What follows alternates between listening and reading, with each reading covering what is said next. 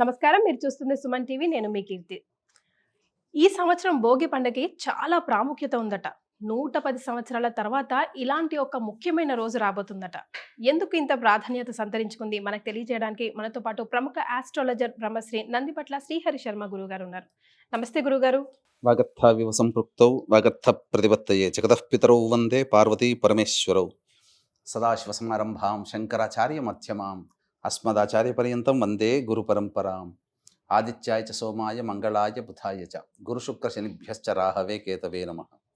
శృంగేరి జగద్గురు పీఠాధిపతులకి కంచె పీఠాధిపతులకి నమస్కారములు తెలియజేసుకుంటూ కార్యక్రమాన్ని ప్రారంభిద్దాం. గురుగారు, ముఖ్యంగా సుమన్ టీవీ ఉమెన్ ప్రేక్షకుల విషయానికి వస్తే మీ వాక్కు బ్రహ్మ వాక్కులాగా మేము పరిపాలిస్తూ ఉంటాం. అయితే లాస్ట్ టైం మనం కలిసినప్పుడు మీ ద్వారానే నేను ఈ మాట విన్నా. 110 సంవత్సరాల తర్వాత ఇలాంటి ఓ రోజు రాబోతోంది అని. అంటే ఈ రోజు భోగి పండుగకి చాలా చాలా ప్రాముఖ్యత ఉంది అని. అదేంటో తెలియజేస్తే. తప్పకుండానమ్మా. మనకు ఈ 13వ తారీఖు రోజున వస్తున్నటువంటి భోగి పండుగ ఒక గొప్ప మహత్తరమైనటువంటి పుణ్య కాలాన్ని తీసుకొని వస్తుంది. ఓ ఆ, ఎందుకనంటే సహజంగా ఏదైనా పండుగ వాతావరణం కానీ ఏదైనా కానీ మన మహిళా ప్రేక్షకుల కోసం ప్రతి దాంట్లో కూడా ఒక శాస్త్రీయత మన వాళ్ళు పెట్టి ఉన్నారు. ఇందులో అంతరార్థం ఏంటి, గొప్పతనం ఏంటి అని తెలుసుకోవడానికి అవసరమైన సందర్భం అప్పుడల్లా కూడా మనం గతాన్ని తెలుసుకుంటాం. చరిత్ర అంటేనే గతం గురించి తెలుసుకునేటువంటిది.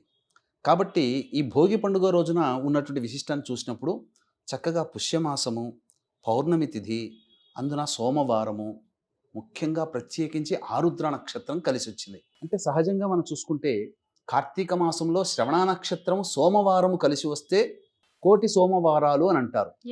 కానీ మనకు ఎప్పుడైనా కానీ గుర్తుపెట్టుకోండమ్మా, పౌర్ణమి తిథి, సోమవారము, ఆరుద్ర నక్షత్రం కలిసి వస్తే అది శివముక్కోటి.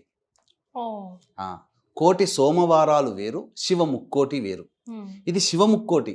ఇంతకుముందు కూడా ఈ శివముక్కోటి కూడా 2023 సంవత్సరంలో వచ్చింది. పెద్ద గొప్పగా అని కాదు. కానీ ఎందుకు ఇంత ప్రత్యేకత అని చూసుకుంటే ప్రధానంగా మనం 1940 సంవత్సరం నుంచి 2050 సంవత్సరం వరకు కూడా, ఇప్పుడు 2025 కదా, ఇక ముందు వచ్చే 2025 ప్లస్ 2050 సంవత్సరాలు ఉన్నంత వరకు కనుక ఈ పంచాంగాన్ని గణన చేసుకుంటే ఒక అద్భుతమైనటువంటి యోగ మాలిక ఈ రోజు ఉందని తెలిసిందమ్మా. ఏంటనంటే సహజంగా మనకు పౌర్ణమి, సోమవారము కలిసి వచ్చినటువంటి రోజులు దాదాపుగా 1940 నుంచి ఈ 2050 వరకు చూస్తే దాదాపు ఒక 4-5 గంటలు రీసెర్చ్ చేశానమ్మా. చేస్తే 18 సార్లు మాత్రమే పౌర్ణమి, సోమవారం కలిసి వచ్చింది. అందున 3 సార్లు మాత్రమే అతి కొద్ది స్వల్ప సమయం ఆరుద్ర నక్షత్రం ఉన్నది. 2 సార్లే. కానీ 18 సార్లు మాత్రము పౌర్ణమి తిథి ఉంది, సోమవారం ఉంది, పునర్వసు లేదా పుష్యమి నక్షత్రాలు ఉన్నాయి. కానీ ఆరుద్ర నక్షత్రాలు మాత్రం చాలా తక్కువగా ఉన్నాయి. కానీ ప్రత్యేకంగా దీనికి మాత్రం ఎక్కువ విశిష్టత ఈ 13వ తారీఖు రోజున. అంటే ఆరుద్ర నక్షత్రము, పౌర్ణమి తిథి, సోమవారము మనకు 31 డిసెంబర్ 1991లో, అంటే వీక్షించేటువంటి మహిళా ప్రేక్షకులు గమనించాల్సింది ఏంటంటే ఈ యొక్క సంబంధించినటువంటి విషయాన్ని ఎవ్వరూ కూడా మిస్ చేసుకోకండి, ఆశాంతం వీక్షించండి. ఇందులో మహత్తరమైనటువంటి యోగాల గురించి తెలియజేస్తాను. ముఖ్యంగా పౌర్ణమి అని అంటే మనం ఏదైనా వ్రతం చేసుకునేటట్టయితే ఉదయం సూర్యోదయానికి ఉన్నటువంటి తిథిని అనుసరించి మనం చూసుకుంటాం. కానీ పౌర్ణమికి వచ్చేసేసరికి ఏం చేస్తామమ్మా, రాత్రి కూడా ఉన్నటువంటి సమయంలోనే మనం పౌర్ణమిని సంపూర్ణంగా ఉంది అని చెప్పి, లేదా అసంపూర్ణంగా పౌర్ణమి తిథి ఉంది, రాత్రి కూడా ఉంటే అప్పుడు సంపూర్ణమైనటువంటి పౌర్ణమి తిథి. ఇక్కడ 31 అంటే 1940 నుంచి 2050 110 సంవత్సరాల్లో ఉన్నటువంటి తిథులను నేను లెక్క వేశానమ్మా. అందులో 31 డిసెంబర్ 1991లో మృగశిర నక్షత్రం ఉదయం 9:20 ఉంది. పౌర్ణమి ఆ రోజు రాత్రి అంతా మధ్యరాత్రి 12:57 వరకు ఉంది. కానీ ఉదయం పూట సూర్యోదయానికి మృగశిర నక్షత్రం ఉంది. 9:20 తర్వాత ఆరుద్ర నక్షత్రం ఉంది. అది పెద్ద ఉపయోగంగా లేదు. తర్వాత 12 జనవరి 1998లో ఆరుద్ర నక్షత్రము 7:42 వరకే ఉంది. పౌర్ణమి కూడా రాత్రి 10:48 వరకే ఉంది. పౌర్ణమి సంపూర్ణంగా లేదు, ఆరుద్ర నక్షత్రం కూడా సంపూర్ణంగా లేదు. కానీ సోమవారము, పుష్యమాసము పౌర్ణమి అయినవి. ఉమ్, ఇక ఇంకొకటి మనకి ఎప్పుడు వస్తుంది 13 ఈ సంబంధించినటువంటిది 5 జనవరి 2012లో ఆరుద్ర నక్షత్రం ఉదయం 9 గంటల 11 నిమిషాలకి, పౌర్ణమి 9 గంటల 28 నిమిషాల వరకు ఉంది. అంటే రాత్రిపూట పౌర్ణమి లేదు, ఆశాంతం కూడా ఆరుద్ర నక్షత్రం లేదు. ఇక 6 జనవరి 2042 6 జనవరి 2042లో పౌర్ణమి మధ్యాహ్నం 1 గంట 41 నిమిషాల వరకు ఉంది. ఉమ్, ఆరుద్ర ఉదయం 11 గంటల 44 నిమిషాల వరకు ఉంది. కానీ ఈ 13 జనవరి 2025 అంటే రేపు వచ్చేటువంటి భోగి పండుగ రోజునమ్మ గురుగారు. వీక్షించేటువంటి మహిళా ప్రేక్షకులు గమనించాలి.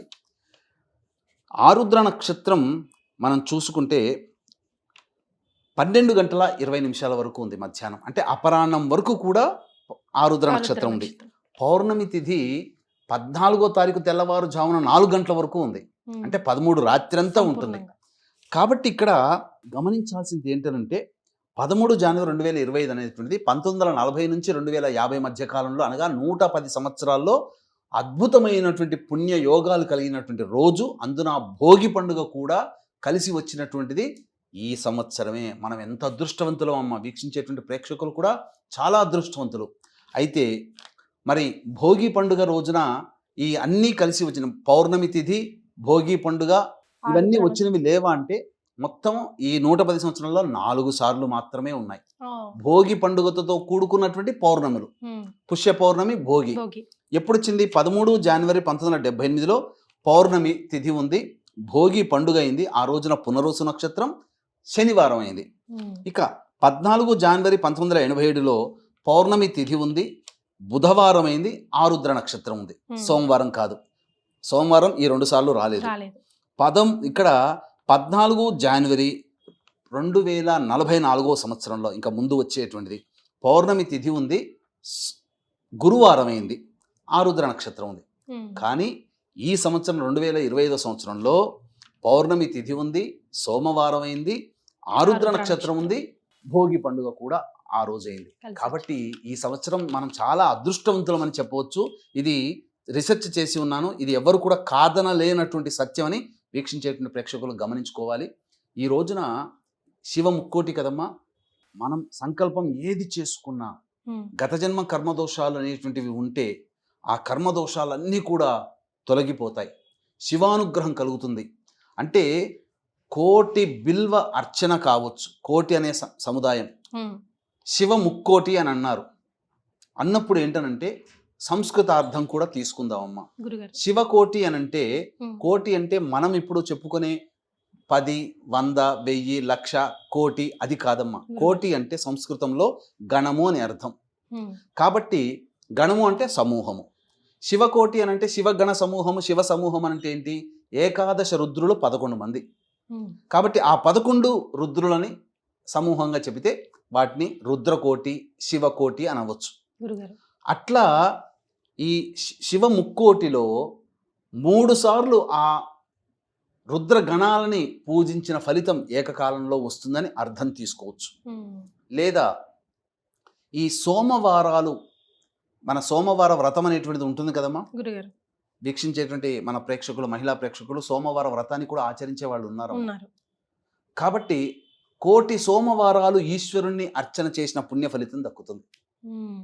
మరి గురుగారు, ఇంతటి పర్వదినాన మేము పాటించవలసిన నియమాలేంటి? మీరేమైనా రెమెడీస్ సూచిస్తారా? ఎలాంటి వాళ్ళు ఎలాంటి రెమెడీస్ చేయాలి ఒక్కసారి మాకు తెలియజేస్తారా? తప్పకుండా మనం ఇంతకుముందు చెప్పుకున్నట్టుగా అందరూ కూడా ఆర్థికపరమైనటువంటి సమస్యలతో బాధపడుతున్న వాళ్ళే 100కి 95% మంది ఉన్నారు. గురుగారు. 5%, 10% కదా ట్యాక్స్ కట్టేది. మరి కాబట్టి దాని అంచనా వేసుకోవచ్చు మనం. కాబట్టి ధనపరమైనటువంటి సమస్యలన్నీ ఎదుర్కొన్నటువంటి వాళ్ళు ఈ రోజున ఈశ్వరారాధన చేస్తే ఐశ్వర్యం ఈశ్వరాదిచ్చేత్.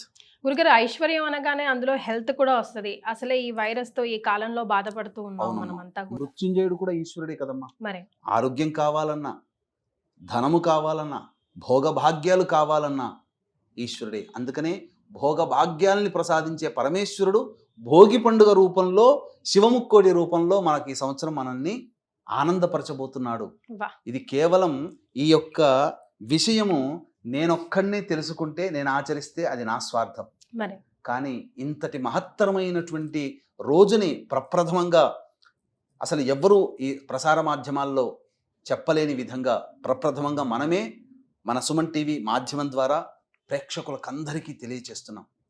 అందులో స్వార్థం కనుక చూసుకుంటే ఈ విషయాన్ని నేను చెప్పాల్సిన అవసరం కూడా లేదు. మరి కానీ అందరూ కూడా ఈ యొక్క శివముక్కోటి అయినటువంటి భోగి పండుగ రోజున ఈశ్వరారాధన చెయ్యాలనే సంకల్పం నాకుండడం అది నాది కాదమ్మా. పరమేశ్వరుడు ఆజ్ఞాపించాడు. శివాజ్ఞ లేనిదే చీమైనా కుట్టదు. కాబట్టి ఇక్కడ లయకారకుడు పరమేశ్వరుడు. ఇది జరగాలని రాసిపెట్టి ఉంది. అది పరమేశ్వర ఆజ్ఞగా నా వాక్కు ద్వారా ప్రపంచానికి తెలియచేస్తున్నా. మనం అందరం కూడా సమిధలమే. అందున నేను కూడా ఒక సమిధనే. ఎందుకంటే మీరు యాంకరింగ్ చేస్తున్నారు. సుమన్ టీవీ ప్రసార మాధ్యమం ద్వారా ఎంతోమంది టెక్నీషియన్స్ పనిచేస్తున్నారు. యాజమాన్యము ఇవన్నీ కూడా ప్రజల క్షేమం కోసమై, ప్రజల్ని ఉద్ధరించడం కోసమే ఒక మహత్తరమైన విషయాన్ని మన ద్వారా ప్రపంచానికి తెలియజేస్తున్నామంటే మనము చక్కగా అందులో భాగస్థులం, అందుకు సంతోషించాలి. కాబట్టి వీక్షించేటువంటి మహిళా ప్రేక్షకులు చక్కగా ఎన్నో కబుర్లు చెప్పుకుంటారు, ఎన్నో మంచి మంచి గొప్ప విషయాల గురించి చెప్పుకుంటారు. ఈ రోజున ఉన్నటువంటి ఈ విషయాన్ని మీ చుట్టుపక్కల ఉన్నటువంటి బంధువులు, స్నేహితులు అందరికీ మీరు ఈ విషయాన్ని షేర్ చేయండి. సేవ్ చేసుకొని పెట్టుకోండి, లైక్ చేసుకొని పెట్టుకోండి. మళ్ళీ మళ్ళీ వినాలనుకున్నప్పుడు మళ్ళీ విని ఆ రోజున మాత్రం మిస్ కాకండి. దయచేసి ఈశ్వరానుగ్రహం కోసం పాటుపడే విధానాన్ని మీకు తెలియచేస్తాను. తప్పకుండా ఆ పరమేశ్వరుని యొక్క అనుగ్రహం చేత మీ సంకల్పం, మీరు, మీ భర్త, మీ పిల్లలు అందరూ, కుటుంబం అంతా కూడా ఇలా తలుచుకుంటే గ్రామము, రాజ్యము, రాష్ట్రము అంతా కూడా సుభిక్షమవుతుంది. పైగా రాబో రోజులు గడ్డు కాలం రోజులు. దైవతానుగ్రహము తప్ప మనిషిని రక్షించేది ఈ ప్రపంచంలో ఏదీ లేదు. ఎంత డబ్బున్న వాడైనా, కరోనాల సమయంలో చూశారు కదా, ఎంత డబ్బున్న వాడైనా కానీ ఆ మృత్యువుడిలోకి వెళ్ళవలసిన వాడే. కాబట్టి పరమేశ్వరుడు మనకు, బ్రహ్మదేవుడు మనకు ప్రసాదించినటువంటి పూర్తి ఆయుష్ని మనం అనుభవించాలంటే మృత్యుంజయుడైనటువంటి పరమేశ్వరుణ్ణి ఆరాధన చేయాలి. ఆయుష్ ఉంటేనే కదా, ఆరోగ్యం ఉంటేనే కదా మనం ఏ పనైనా మనం చేసేది. మన పిల్లలకు కావచ్చు, మన పెద్దలకు కావచ్చు, కుటుంబానికి కావచ్చు, అన్ని రకాలుగా చేసి పెట్టగలిగేది. కాబట్టి అటువంటి ఆయుష్ని, ఆరోగ్యంతో పాటుగా వైభవోపేతమైనటువంటి జీవితము, అందరూ కూడా వాళ్ళ సంకల్పం, మీ కుటుంబ సభ్యుల అందరి సంకల్పం నెరవేర్చుకునేటువంటి ఒక మహత్తరమైనటువంటి, అతి సామాన్యమైనటువంటి రెమెడీ మీకు తెలియచేస్తున్నాను. జాగ్రత్తగా వినండి. ముందుగా వీక్షించేటువంటి మహిళా ప్రేక్షకుల గమనిక, ఇంతటి మహత్తరమైనటువంటి భోగి పండుగ రోజున, అనగా పౌర్ణమి, సోమవారము, ఆరుద్ర నక్షత్రము, పుష్యమాసం కలిసి వచ్చినటువంటి శివముక్కోటి రోజున మధ్యాహ్నం 3 గంటలకి జాతకరీత్యా ఉన్నటువంటి వివిధ దోషాల నివారణకి మరియు శని దోషాల నివారణ, 12 రాశుల వారు శని ప్రభావం ఈ 2025లో ఉంటుంది. శని దోష నివారణకి, గత జన్మ కర్మదోషాల నివారణకి, సర్వదోష నివారణ పూజల హోమాలు పర్ హెడ్ 1500 రూపాయలకి మధ్యాహ్నం 3 గంటలకి ప్రారంభమవుతుంది. 1 గంట లోపల మీరు గోత్రనామాలు నమోదు చేసుకోవచ్చు. కార్యక్రమ అనంతరం పూర్తి వివరాలు తెలుసుకోవచ్చు. ఇక ఏం చెయ్యాలంటేనమ్మా, ఆ రోజున భోగి కదా, సూర్యోదయం అనగా బ్రహ్మముహూర్త కాలంలోనే నిద్రలేచి చక్కగా కాలకృత్యాదులు తీర్చుకొని శివ చిత్రపటానికి పూలమాల వేసి అక్కడ నువ్వుల నూనెతో కానీ ఆవు నేతితో కానీ 2 దీపారాధనలు చేసి శివ సహస్రనామ పారాయణం, దుర్గా అష్టోత్తరం, గణేష అష్టోత్తరం, సుబ్రహ్మణ్య అష్టోత్తరం ఒకసారి, దుర్గా అష్టోత్తరం 3 సార్లు, శివ సహస్రనామ పారాయణం చేయాలి. చేసిన తర్వాత వెంబడే శివాలయానికి చేరుకోండి. ఎందుకంటే ఆ రోజున 12:20 వరకు ఆరుద్ర నక్షత్రం ఉందమ్మా.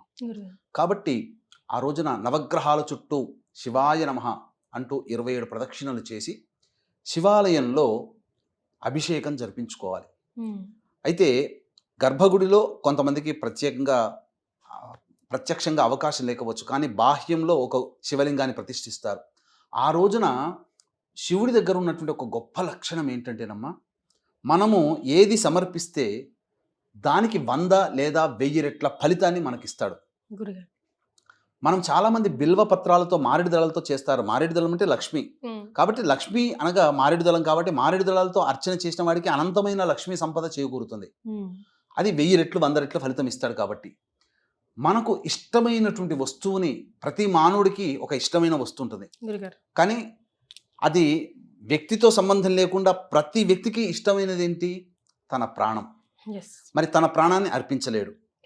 అటువంటి ప్రాణంతో సమానమైన వస్తువుతో ఈశ్వరుని అభిషేకం చేస్తే మనకు నిండు 100 ఏళ్ళు బ్రహ్మ ఇచ్చిన ఆయుష్ ఉంటుంది. పైగా మన సంకల్పం కూడా నెరవేరుతుంది. ఏంటనంటే అన్నము.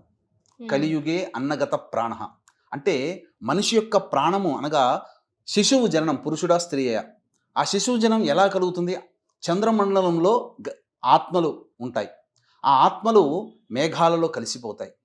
కలిసిపోయినప్పుడు ఆ చుక్క నీరు పడుతుంది కదా, ఏ పంట మీద పడుతుందో ఆ యొక్క వరి పంటలో పడినప్పుడు ఆ వరి ధాన్యములో చేరుతుంది ఆత్మ. అది తిన్నటువంటి పురుషుడి యొక్క శరీరంలోకి అన్నము చేరిపోయి అది మజ్జగా మారి కణములు ఏర్పడి ఆ కణములు స్త్రీ గర్భంలో ప్రవేశము చేసి ఫలదీకరణం చెంది శిశువు జన్మిస్తాడు. అంటే మనిషి పుట్టుకకి కారణం అన్నం. కాబట్టి ఆ అన్నంని గంజివార్చినటువంటి అన్నాన్ని చక్కగా గోరువెచ్చగా ఉన్నప్పుడు శివ శివ శివాయ నమః అంటూ మీరు స్వయంగానైనా కానీ బయట దేవాలయంలో లేదు బ్రాహ్మణుని ద్వారా కానీ అభిషేకం చేయవచ్చు. తదనంతరం వచ్చినటువంటి దాన్ని అంతా కూడా చక్కగా ఎవరికైనా ప్రసాదంగా పంచవచ్చు. కుటుంబ సభ్యులు మధ్యాహ్నం భోగి రోజున మధ్యాహ్నం భోజనం చేయవచ్చు ఆ రోజున. కానీ ఇంకా విశేషంగా ఏంటంటే అన్నము తేనె బాగా కలిపితే ఒక ముద్దలాగా తయారవుతుంది కదమ్మా, దాన్ని కూడా శివలింగంగా తయారు చేయవచ్చు. మొత్తము కూడా ఆవు నేతితో అద్దేస్తే అప్పుడు అభిషేకం చేయడానికి వీలుగా ఉంటుంది, అన్నం కరిగిపోదు. ఆ విధంగా అభిషేకము చేసి అటువంటి అన్నముని దగ్గరలో నదిలో, చెరువులో, సరస్సులో, బావిలో వేయవచ్చు. ఏది లేకపోతే ఒక బకెట్లో నీళ్లు వేసి శుద్ధమైనవి అందులో వేస్తే అది కొంత సమయానికి పూర్తిగా కరిగిపోతుంది. అప్పుడు ఆ నీటిని ఎవరు తొక్కని ప్రదేశంలో వేయాలి. ఇది ఒక విధానంగా చేయొచ్చు. ఇంతకుముందు చెప్పినట్టుగా గంజివార్చిన అన్నాన్ని కూడా అభిషేకం చేయవచ్చు. ఇక దీనికంటే ముందుగా ఈ అన్నాభిషేకానికంటే ముందుగా వివాహ సమస్యలతో బాధపడుతున్నటువంటి వాళ్ళు ఎవరైనా అబ్బాయిలైనా అమ్మాయిలైనా పటిక బెల్లం పొడిని నీటిలో వేసి ఆ నీటితో ఈశ్వరునికి అభిషేకం చేసి గన్నేరు పూలు మల్లెపూలతో అర్చన. అలాగే ఉద్యోగ సమస్యలతో బాధపడుతున్నటువంటి వాళ్ళు చెరుకు రసంతో ఈశ్వరునికి అభిషేకం చేసి ఎర్ర జిల్లేడు పుష్పాలతో అర్చన. అలాగే శని బాధలు పడుతున్నటువంటి వాళ్ళు, అనారోగ్య సమస్యలతో బాధపడుతున్నటువంటి వాళ్ళు ముఖ్యంగా నల్ల నువ్వుల నూనెతో ఈశ్వరునికి అభిషేకం చేసి నీలిరంగు చామంతి పుష్పాలతో అర్చన చేసినట్లయితే చాలా సకల విధాలుగా సౌభాగ్యము, అన్ని సంకల్పాలు నెరవేరాలంటే పంచామృతాలతో అభిషేకం చేయాలి. తర్వాత అభిచారికం అనగా ఎవరైనా ప్రయోగం చేశారని చెప్పి బాధపడుతున్నటువంటి వాళ్ళు ఇటువంటి ఆరుద్ర నక్షత్రం ఉన్నటువంటి సమయంలో ఆవ నూనెతో కనుక ఈశ్వరునికి అభిషేకం చేసి చక్కగా ఈ యొక్క సంబంధించినటువంటి తెల్ల జిల్లేడు పుష్పాలతో అర్చన చేస్తే అభిచారిక అనగా క్షుద్ర ప్రయోగ బాధలన్నీ తొలగిపోతాయమ్మా. ఇన్ని విధాలుగా ఆ ఈశ్వరుని అర్చించి ఆఖరిన అన్నముతో అభిషేకం చేసి ఆ పదార్థాన్ని నైవేద్యంగా భుజించవచ్చు. ఈ విధంగా ఏ మానవుడైతే అలభ్య పుణ్యతిథి అయినటువంటి ఇట్టి మహత్తరమైనటువంటి 13వ తారీఖు భోగి పండుగ, పుష్యమాసము, పౌర్ణమి తిథి, సోమవారము, ఆరుద్ర నక్షత్రం ఇవన్నీ ఉన్న కారణం చేత ఆ విధంగా చేయండి. తప్పకుండా శివానుగ్రహం కలుగుతుంది. ఇంకా భగవంతుని అనుగ్రహం ఇంకా కావాలి, మంత్ర పరిహారంగా చేసుకోవాలంటే మన పీఠం ఆధ్వర్యంలో 13వ తారీఖు రోజున జరుగుతున్నటువంటి సర్వదోష నివారణ పూజల హోమాల్లో గోత్రనామాదులు నమోదు చేసుకోవచ్చమ్మా. చాలా సంతోషం గురుగారు. ముఖ్యంగా సుమన్ టీవీ ప్రేక్షకుల కోసం, వాళ్ళని ఉద్ధరించబడడం కోసం ఈ రోజు యొక్క ప్రాముఖ్యత గురించి, విశిష్టత గురించి, మేము పాటించవలసిన నియమాలు, రెమెడీస్ని తెలియజేశారు. ధన్యవాదాలు. సర్వం శ్రీ ఉమామహేశ్వర పరబ్రహ్మార్పణమస్తు.